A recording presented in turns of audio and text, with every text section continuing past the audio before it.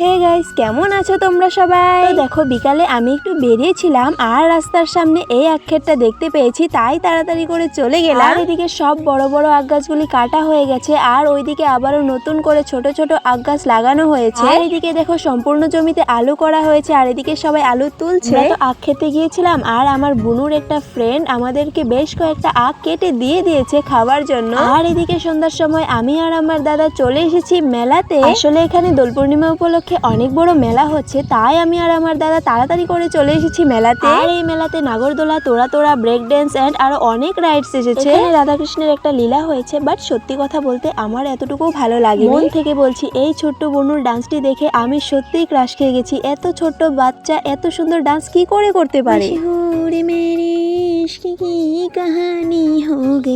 তো অনেক সময় মেলাতে কাটিয়ে ফেলেছি আর এখন চলে যাব বাড়ি, তাই মাসি খাওয়ার জন্য কিছু নিয়ে নিচ্ছি। তো